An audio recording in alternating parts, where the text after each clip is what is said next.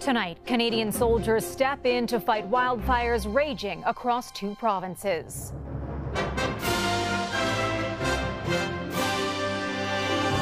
Aid arrives in Quebec as Nova Scotia's historic fire burns out of control. I want to go home, and I'm sure that everybody else here does too. A community in mourning after a fatal fishing trip.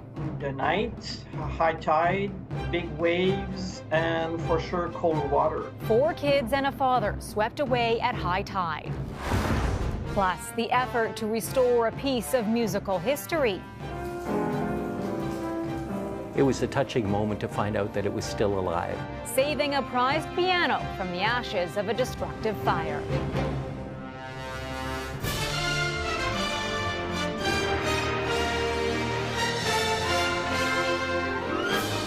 CTV National News with Sandy Ronaldo.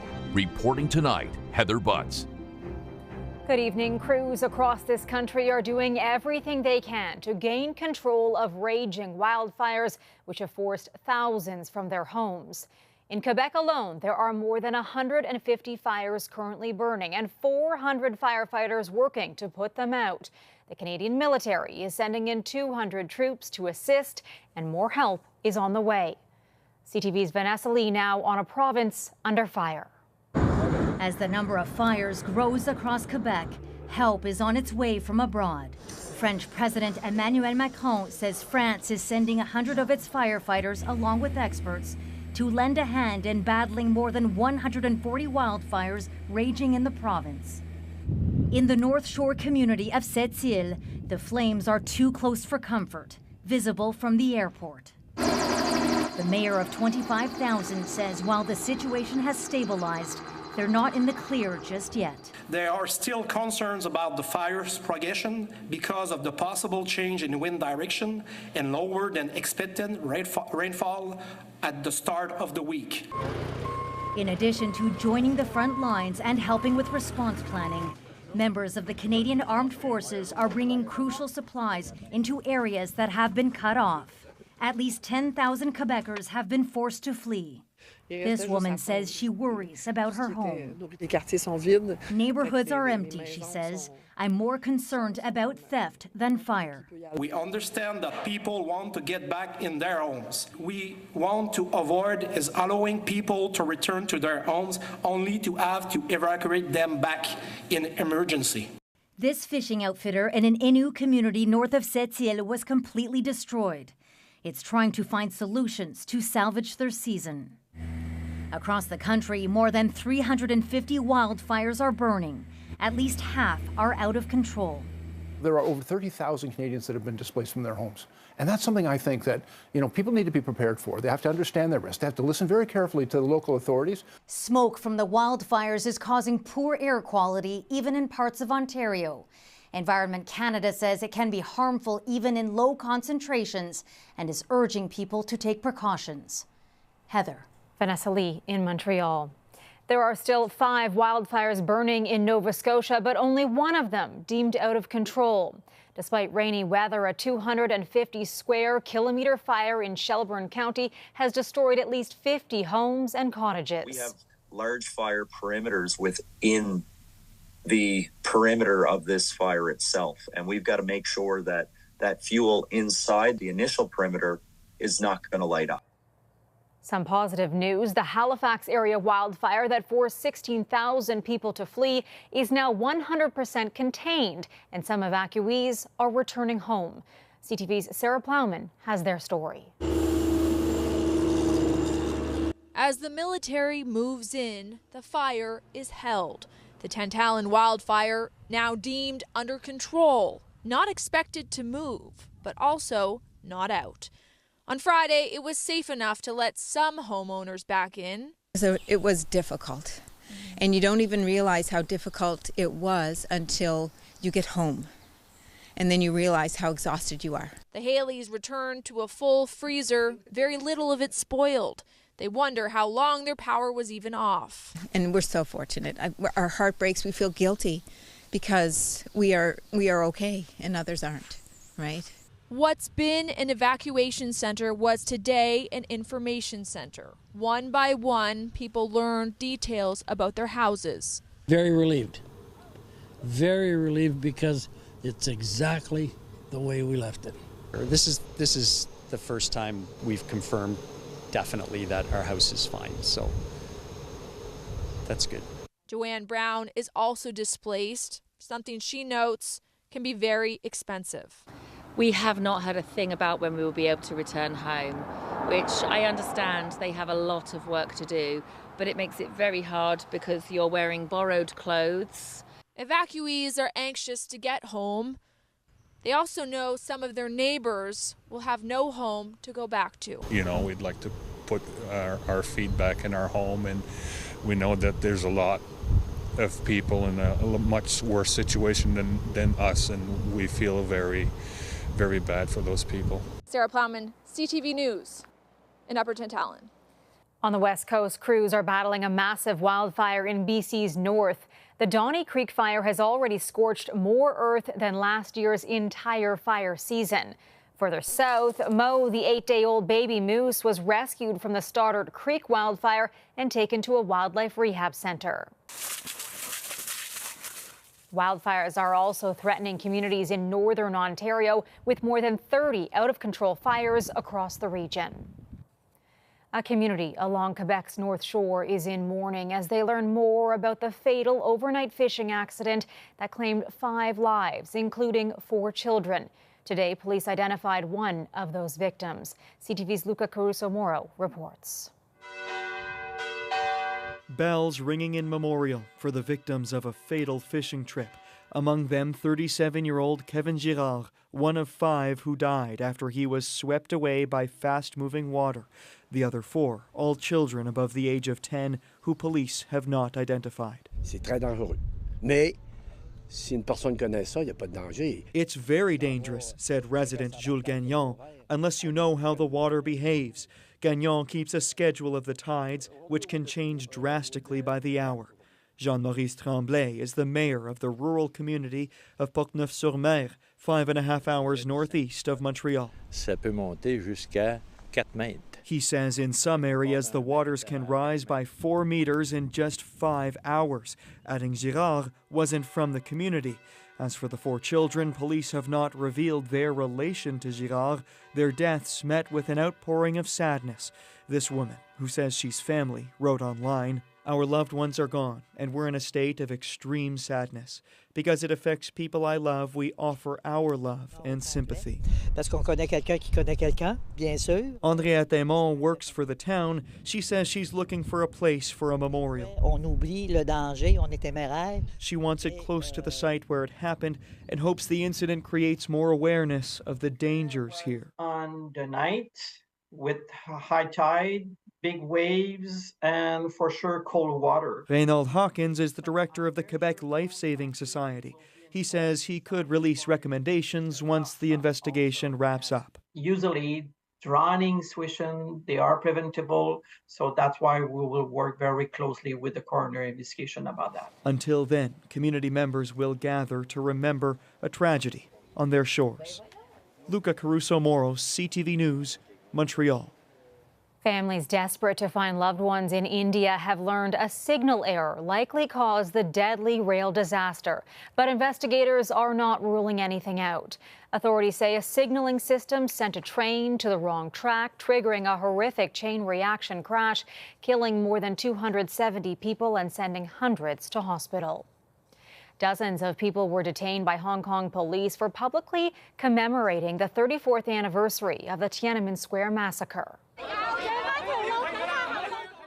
Pro-democracy activists marched in the streets as authorities tightened security with 6,000 police officers. Discussions of the bloody crackdown that left an unknown number of people dead has long been suppressed in China. Ukrainians have been praised for their resistance against Russia. President Volodymyr Zelensky says his troops are now ready to launch their long-anticipated counteroffensive. The latest victim of this war, a 2-year-old girl. CTV's Annie Bergeron Oliver has more. A chaotic search for survivors in the central Ukrainian city of Dnipro after a Russian rocket brought terror to the neighborhood. The impact of what Ukraine's president called a deliberate Russian strike killed a 2-year-old girl and injured more than 20 others, including 5 children. The fridge fell on my lower back, this survivor says. I started screaming for help. Russia says the strike was a success, hitting command and radar posts, Ukrainian aircrafts and storage facilities. But Ukrainian civilians say their homes were anything but military targets. Everything was covered in blood. There was no military here, this woman says. Well, that is a Russian playbook of war, Russian style of warfare when they're attacking civilian objects, killing children, women, and unfortunately committing genocide against Ukrainians. In recent weeks, Ukraine has ramped up its attacks on Russian-occupied areas. And today, local authorities say shelling by Ukrainian forces damaged several homes in the Russian-held Donetsk region. A sign promised counter-offensive is imminent. This offensive is not going to be something swift that is going to be over in just a few days. Another sign a new chapter may soon begin.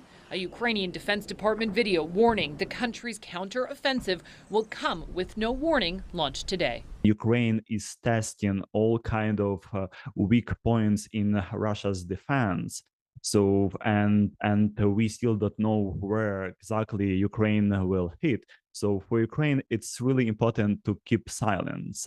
Today, the U.S. National Security Advisor said he believes Ukraine will take back significant territory in a counter-offensive and that developments on the battlefield, Heather, will impact future negotiations. Thanks, Annie. Many Canadians have stepped up to support those fighting in Ukraine, including an Edmonton chef who is using his talents to help soldiers on the front lines. CTV's Marek Takash explains.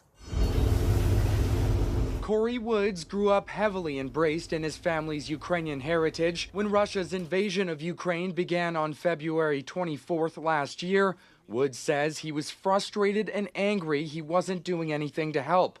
So the former restaurant chef connected with a charity based in Ukraine called Magic Food Army. Our primary mission is to ensure that these troops are fed daily. He's part of a group of volunteers working up to 16 hours each day, making sure troops fighting on the front lines for Ukraine are well fed. These guys come in and you can tell when they've had a hard day, and when they're leaving, they're shaking our hands and giving us hugs and having laughs over their meals. Woods works just 30 kilometers from a war zone on the eastern border of Ukraine and lives in Kiev when he's not on shift. Kiev is under near constant bombardment, and, sitting in my bedroom in the dorm right now, I am often sitting out at night looking at the air defense doing its job. Woods says his time in Ukraine has been fulfilling, and he's already starting the process of becoming a permanent resident. I've never had people eat my food who are as appreciative as these guys are. Marek Takash, CTV News, Edmonton.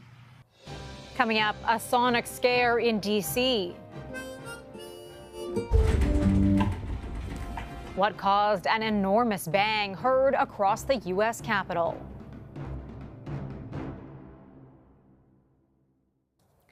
Officials in Davenport, Iowa have recovered the body of one of 3 men missing after the partial collapse of an apartment building last month. The body of 42-year-old Brandon Colvin Sr. was pulled from the rubble, making him the first person confirmed to have died in the collapse. 2 men are still missing. Republican presidential hopefuls were also in Iowa, gearing up for their bids against former President Donald Trump, who faces new legal troubles as a grand jury is set to resume its investigation into Trump's handling of classified documents. CTV's Richard Madden explains. Hello, everybody. Thank you. As former President Donald Trump ramps up his campaign, so is the investigation into his handling and possibly obstruction of classified documents, with a federal grand jury reportedly meeting again this week to hear more evidence against him. It depends on what the testimony is as to how severe this is for his criminal case. And some testimony could be from Trump himself. There might be a tape recording that, quote, where you acknowledge that you understood that these were classified documents. All I know is this. Everything I did was right. While Trump remains the party's clear frontrunner, the field of challengers against him are growing as more Republicans signal they're open to change. A lot of us think that it's time for somebody with a positive message. Later this week, former Trump loyalist Chris Christie and former Vice President Mike Pence are both expected to join the race. And I don't have anything to announce today, but I can tell you, when I got time to announce come this Wednesday, I'm announcing in Iowa.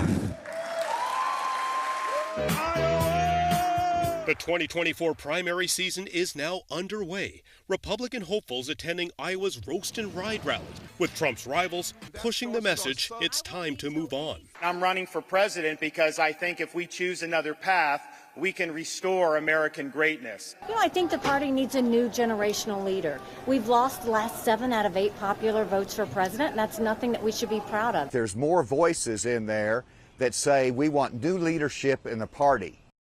So by the end of the week, there'll be at least 9 declared Republicans running for president. Campaign season now kicks into high gear with the party's first presidential debate just 2 months from now. Heather.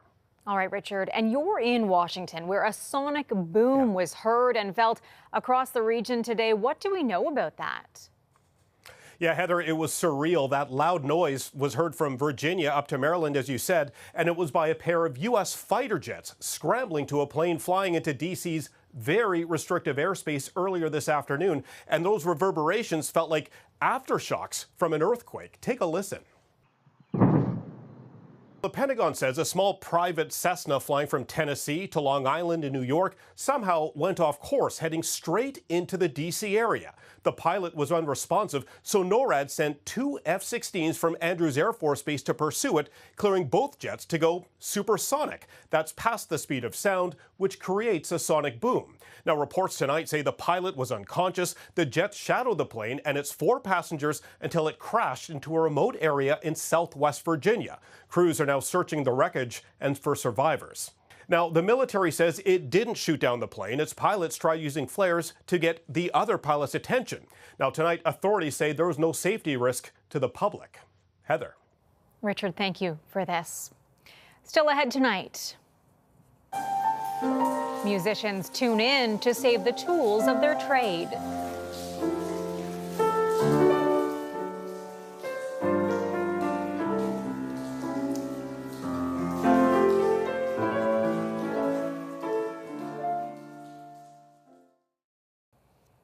There are high hopes for some precious instruments rescued from a heritage building that caught fire in Montreal. CTV's Quebec Bureau Chief Jean-Pierre Boschman on restoring their sound.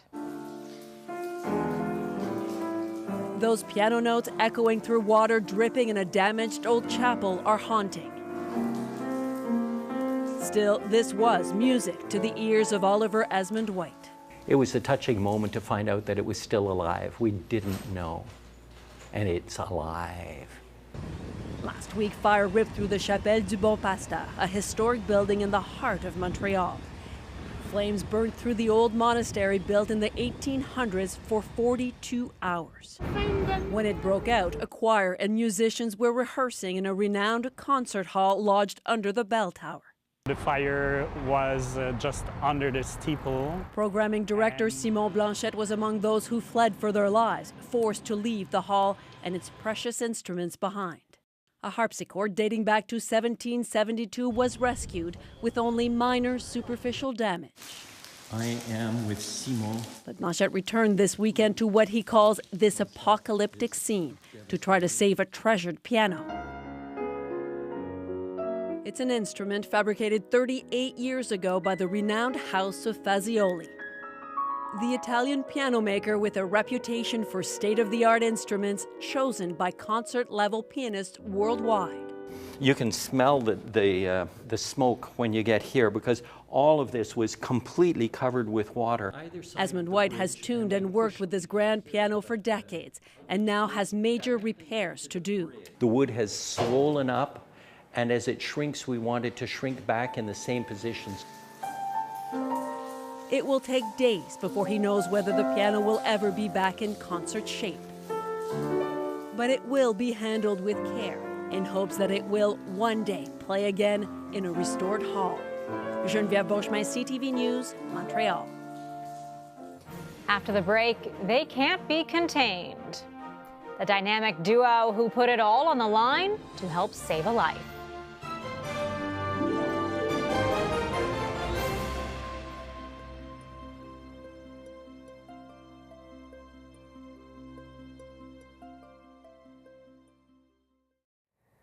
We leave you tonight with an inspiring story of relentless courage. An accomplished Paralympian has ventured into a new journey guided by a confident companion. CTV's Adam Sawatsky brings us the dream team. Long before Jessica Twamala partnered with this pup, she was a kid who couldn't be contained. I always wanted to challenge myself and see how far I could push things. Although she couldn't see, after being blinded by retina cancer at 3, Jessica fearlessly pushed herself to accomplish all the things others said she couldn't. I would get really good at achieving something, be like, cool, what's next? But then Jessica turned 16 and realized there was a milestone she'd never reach. I was like watching all my friends get their licenses. That was really, really hard. An emotional blow that Jessica learned to overcome by making a choice. Find something that's better. I got a guide dog. At the same time, Jessica was training to be the best swimmer she could, which led to competing in 3 Paralympic Games and winning silver before choosing to up the ante. Why just do one sport when you can do 3? Jessica had to learn to not just run for the first time, but do it in tandem with a sighted partner giving directions before mastering cycling, too. So good. But then the pandemic postponed her appearance at the Paralympics in Tokyo, and Jessica searched for a new challenge. And found discriminant scent trailing and was like, whoa! So Jessica contacted the U.S.-based Scent Evidence Canine and was teamed up with Lucy, a dog trained to search for missing people, before launching her own rescue company, True North Canine. Gets me to work with dogs, which I absolutely love, helps me help other people, which is also a passion of mine, and why wouldn't I do that? The dynamic duo's skills were put to the test a few weeks ago, after an 89-year-old with dementia went missing, and they searched for 3 kilometers before Lucy stopped on the other side of this forest and launched herself into a lake. I felt my heart just sink. I was like, is this going to be a recovery? We get into the water, and then someone starts very happily talking to Lucy, and I'm like, turns out it was the right person. Jessica says the feeling of returning a person home safely has no comparison, not even winning on the world stage.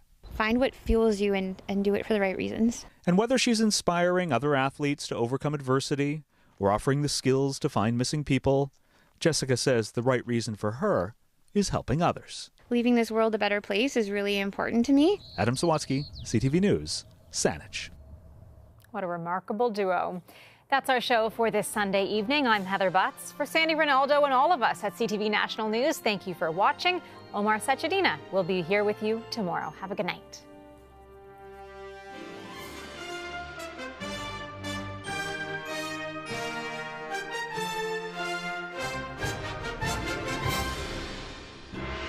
CTV National News, Canada's #1 newscast.